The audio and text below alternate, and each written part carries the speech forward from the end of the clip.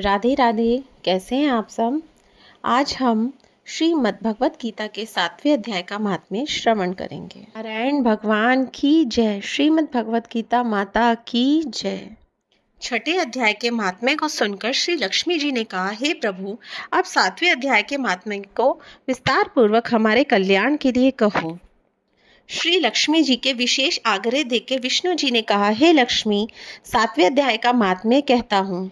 पटना नामक नगर में शंकुकर्ण नाम का एक वैश्य रहता था। उसके 4 पुत्र थे। वैश्य व्यापार करने के लिए देश देशांतरों में जाया करता था।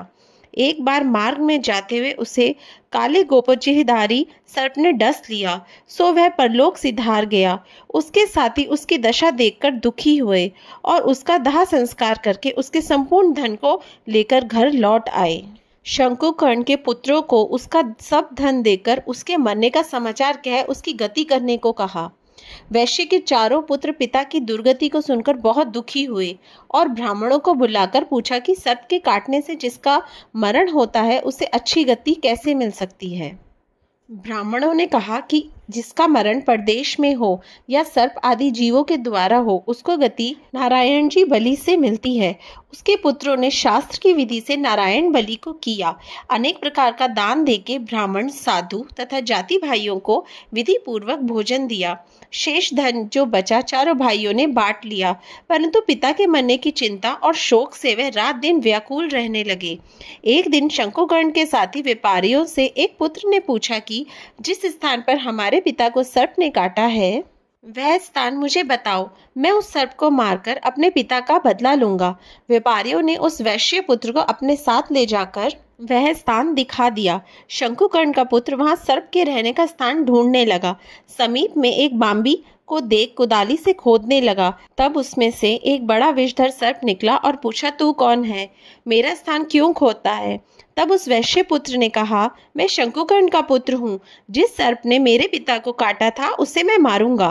तब सर्प ने कहा, हे पुत्र, मैं शंकुकर्ण हूँ, मुझे मत मार। अब तू घर जाके मुझे इस अधम गति से छुड़ाने का उपाय कर। मेरे पूर्व जन्म के संस्कार से यह दशा हुई है।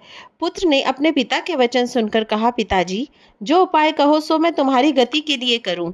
सर्प ने कहा, हे पुत्र, किसी गीता पाठ करने वाले को ब्राह्मण को घर बुलाकर भोजन, वस्त्र आदि से प्रसन्न करके उसे गीता के 7वें अध्याय के महात्म्य का फल मेरे वास्ते दिलाओ तो मेरा उद्धार हो। वैश्य पुत्र पिता से विदा होकर अपने घर लौट आया और सब समाचार अपनी स्त्री को कह सुनाया।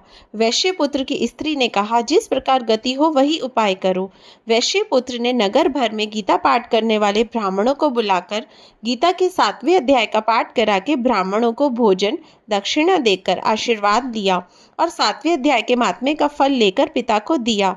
उससे शंकुकर्ण सर्प की गति से छूट गया, दिव्य शरीर मिला और वह विमान पर चढ़ के देवताओं के सामने अपने पुत्र को धन्यवाद देता बैकुंठ धाम को गया। विष्णु जी ने कहा, हे लक्ष्मी, इस 7वें अध्याय के महात्म्य को जो पढ़ेगा और सुनेगा वह सद्गति को प्राप्त होगा। इति श्री पद्म पुराणे सतीश्वर संवादे उत्तराखंडे गीता महात्म्य नाम 7वां अध्याय समाप्त। नारायण भगवान की जय। श्रीमद् भागवत गीता माता की जय। जय जय श्री राधे। प्लीज़ इस वीडियो को जितना हो सके शेयर कीजिए। राधे राधे।